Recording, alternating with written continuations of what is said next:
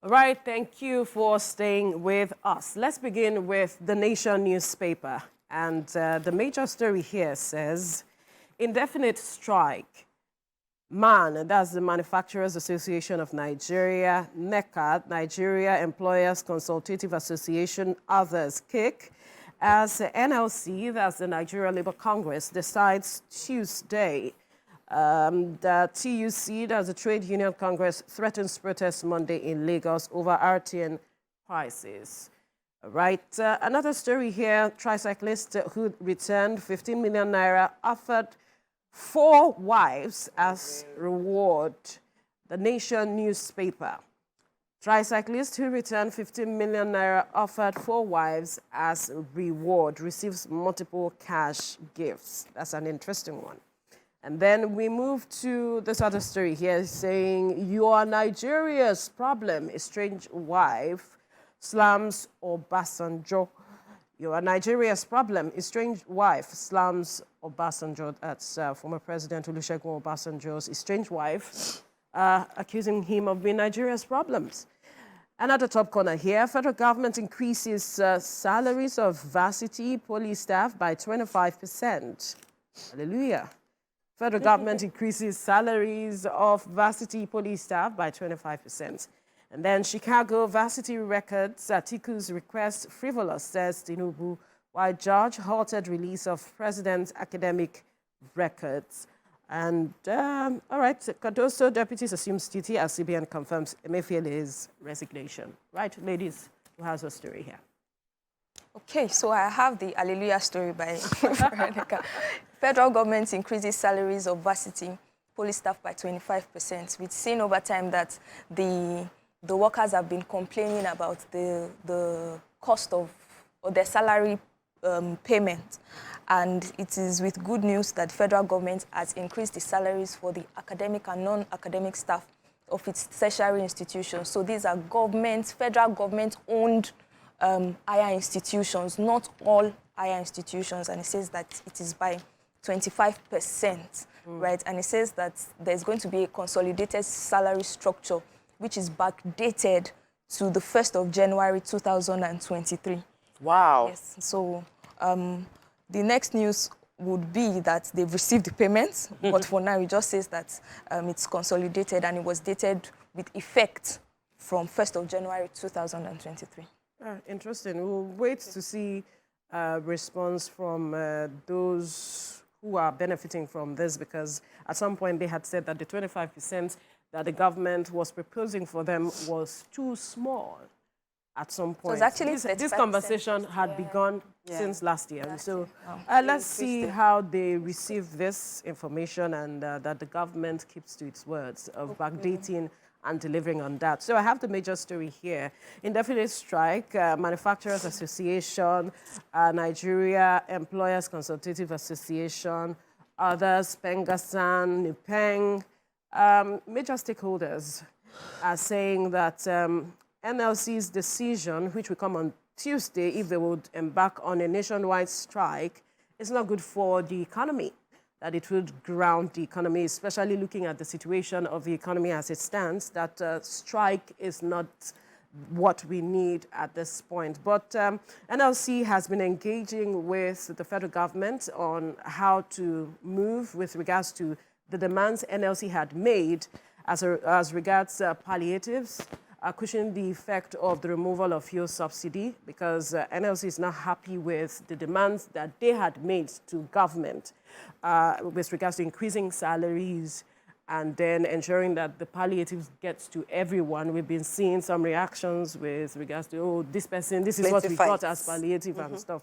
But government is saying that they are keeping the lines open with NLC, and so we believe that in the coming days before Tuesday, they would resolve this situation. Let me take the story of the tricyclist who returned 50 million naira and given 4 wives. So this is the story of Awalu Salisu, a 22-year-old tricyclist in Kano.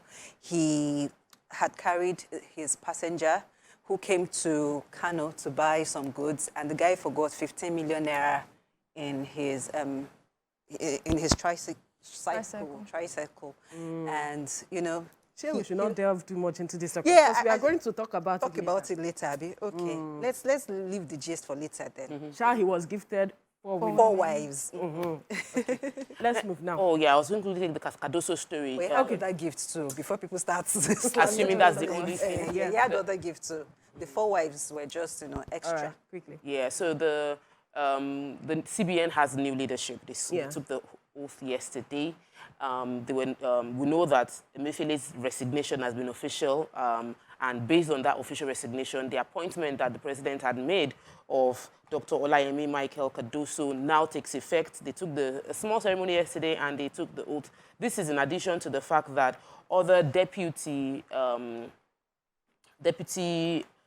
governors also stepped into the office. They have the responsibility now of administering monetary and financial sector policies on behalf of the federal government. And really, after the last administration of the CBN, a lot of Nigerians are looking forward to a breath of fresh air and policies that would bring ease to the lives of the citizens. Absolutely, absolutely. A lot of Nigerians have been looking forward to what he will do, especially with regards to the unification of Forex and, you know, just stabilizing the Naira at the end of the day. But let's quickly move to the Punch newspaper now. And the major story here, Chicago academic record, Tinubu Atiku resume legal battle in U.S. Monday. President shouldn't have anything to hide. We will get him, Atiku's campus speaking. Tinubu, APC ready for Atiku's plan B, says senior lawyer. And then this story, I almost dropped out of school, became a DJ, BIU first class graduate. RTN ban, TUC writes IG, the USS over Lagos protest.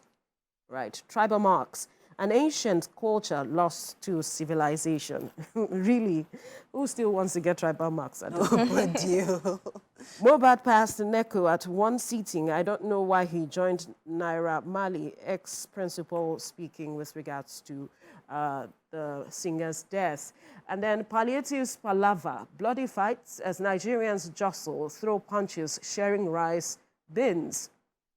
Then Wike notified PDP before accepting ministerial offer. NEC member is speaking there. All right, who has what story here?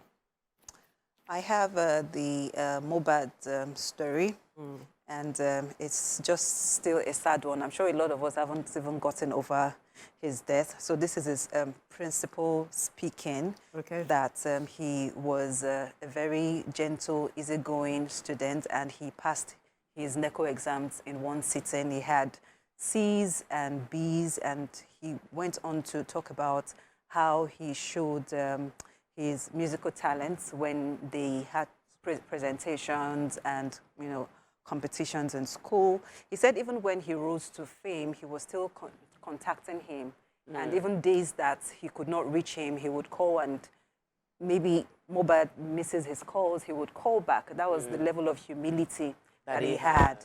And he had some kind of connection with him. And he also went on to emphasize on the need for mentorship for teenagers. That's, you know, when teenagers are well mentored, they tend to open up to their mentors and advisors. And, you know, he just, you know, talked about all the things that we already know. Death could have been avoidable, blah, blah, blah. So, yeah, he's still in the mourning phase. Still continue to rest in peace. All right, so there's this story about palliatives palaver, an interesting one, I must say. Bloody fights as Nigerians jostle, throw punches, sharing rice bins, you know, at the various grounds across some states of the Southwest. That's the account that was given, how people were fighting, you know, to get this palliatives that was shared across the 36 states of the Federation. You know, people just come struggling to get these meals at the end of the day, or this rice and beans being shared at the end of the day. It's a sad sight, I must say, where people have to fight to get something that the government has shared. I just wish that we had a better way of, you know, giving these people these palliatives without some of the fights that we are seeing being recorded at the grounds where they are sharing these food items. All right, who has any other story here? Yes, I have the first-class graduate story. who said she almost dropped out of school to become a DJ. She's a student of the Benson Idahosa University. Her name is Ederaf Ehige. And so she gave a brief rundown of how her education was. She mentioned that at first she gained admission to Igbenedion University, but she didn't like the environment. She wrote to JAMB again, went to Uniben. She didn't still like the environment. Wow. She wrote to JAMB again, and then now settled with Benson Idahosa University. And so she's 22 years old. And so I'm also thinking that for writing JAMB 3 times, what age did she have finished secondary school? And so she went on to say that in Uniben, that was where she gave up to want to become a DJ because she wasn't encouraged by the environment and a lot of things. But she's grateful that she was now able to go to the Benson Idahosa University and her parents could afford it. And she really just attributed her success to proper time management, having the right support. And it's just a beautiful thing to see that somebody who almost had the dreams of not wanting to go on with education finished with the first class. You know that there's another way to look at it, that there are many people that could have first class, but because they were in the wrong environment, they dropped out. Many brilliant minds. I was going to take the story about... Before you take that story, we need to quickly go on a commercial break. When we return, we'll continue looking through the newspaper headlines. Stay with us. Thank you for staying with us. We are still looking through the newspaper headlines. And Tochukwu, you have a story. Yes, I was going to, chime in on what she said, because I have a niece that also finished with first class. We need to interview Mimi Odige as well, so and hear her story. But former governor and current FCT minister, Nyesom Wike, has said that there are some people that he called, Wike is dramatic. He said they are reggae dancers. He said, I will call them reggae dancers because they lost opportunity due to arrogance and impunity, and they're the ones that are claiming that his position in PDP is not valid. So he's of the opinion that he wrote, before accepting the president's offer, he had written to the PDP national, he wrote to the House of Rep PDP, he wrote to his state chapter PDP, and he got a reply from them. The the national PDP said they got a letter. The national chairman of PDP said they indeed got a letter from Wike that the letter was an informative letter, not a permission-seeking letter. That he told them that he will be serving, he would like to serve in this administration, and that they did not reply. So that's the national didn't reply, but Wike said he got reply. So maybe he sent it to like 10 people, maybe 2 people replied that it was okay, and he took that as an affirmative. Reply, Yes, he said he wrote to the party and that he was going to answer the clarion call by the president. So he was telling them what he was going to do and that he wants to still remain in the party, and that he got a reply that he should go ahead and he was not going to pay attention to the reggae dancers that are calling for his expulsion from the party, that his stand is... but the stance of those that are calling for his expulsion is that if anybody walked against our party, the person should be expelled from our party. That's quoting what one of the party leaders was mentioning, because they are clamoring for the removal. That's the Deputy National Youth Leader of the People's Democratic Party, Timothy Osadolo. Wow. He has often said that he's waiting for who will expel him from the party. And he went through the process. So if they wanted anything more, they should have made that noise. Or sent him, write him a letter to say that this is what we are demanding from you. Perhaps that's how you communicate, right? But since that wasn't done, he felt, okay, you guys have given me the nod. So I can go ahead to answer the clarion call. I don't see anything wrong in it, to be honest. But then I don't see anything wrong with it, actually. Anyway, let's go to Saturday Vanguard. The major story here: how Tinubu killed Yoruba Nation agitation. A story there on the front page of the Vanguard. Another story here: Mohbad, a star born after death. Did his unreleased song foretell his death? Right. Song of Ogbomoso, what Pastor Adeboye told me, Obalaoye's story from pulpit to the throne. Plateau, it's time to unite Mutfwang tells APC after tribunal victory. Now, Obasanjo versus Oyo Obas. Ex-president still angry that I dumped him, says Taiwo. That's his estranged wife speaking there. My boyfriend squandered my 10 million naira orphan, tells court. Sad. And then on the top corner here, killings in Igbo land. Ohaneze fears no solution in sight, cries to federal government. Anambra Commissioner of Police, Biafra sponsors misled agitators to attack their people.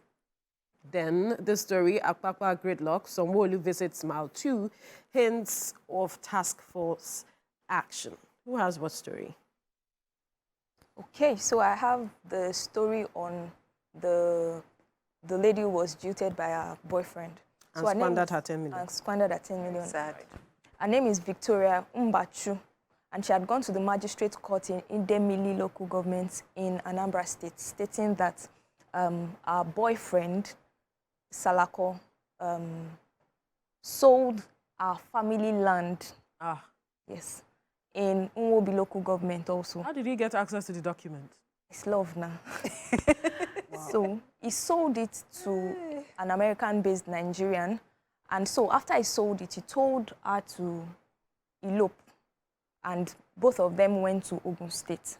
It was in Ogun State, he now presented a house that he bought for her for 2.8 million naira. And according to her, the house is an uncompleted building. And so she said, where's the remaining 7.2 million? He said that he had squandered it. And so she had to go to the magistrate's court to report. And upon investigation, she found the report was that she, the Salako guy, connived with a ritualist, a native doctor in Ogun State. And they said that they forced her to sign a document saying that she actually sold the land to the native doctor, right?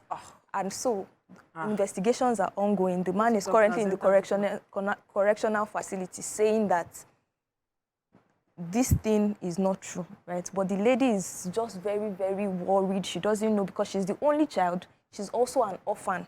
Saying that where would she start her life from, knowing that her family passed on this land to her.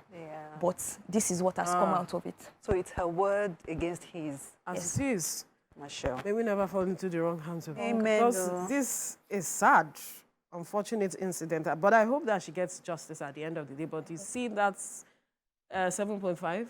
She may never get it back. She may never get it back. So, all right. Go ahead. Okay. The Lagos State Governor Babajide Sanwo-Olu on Friday led a delegation to inspect the traffic gridlock along Oshodi Apapa Expressway by Mile 2 bus stop, and he has declared a zero tolerance on all environmental nuisance in the axis and the state at large. So Vanguard has been reporting that there's been daily traffic on that Oshodi Apapa Expressway. And, you know, trucks are always parked there. And also the law enforcement guys around there are also extorting motorists when, you know, they are still trying to navigate the traffic. But the governor has visited with some members of his cabinet, and he has promised that the traffic situation will be resolved very soon, and they are likely to enforce some videos on social media of the governor's visit and how he was, you know, he wasn't happy, basically, with the situation of things there. And he was asking them to finish up work as quickly as possible, do the necessary or the needful in that access area. Right, so let me quickly touch on these killings in Igbo land. Ohaneze is afraid that there is no solution in sight. We recall over the week, some security personnel were killed, and then this has been happening for some time now, and some persons thought that, okay, maybe, now that was in Imo State, right? So some persons have been thinking, okay, the Southeast situation, basically, Ohaneze is afraid that there might be no solution in sight because the killings have been going on for some time now. And then the Commissioner of Police in Anambra is saying that the sponsors of Biafra actually misled those who are agitators, because at the end of the day, you are killing yourselves. If you are agitating for a nation, who are those that will be part of this nation if you are killing them? You are not, your economy is being grounded to a halt as it is because they are losing a lot of monies. People are afraid to invest in these states because of the security situation. And then you are saying you're agitating for a nation. And you are, denying your people of their rights and freedom. So what, at the end of the day, are you trying to achieve?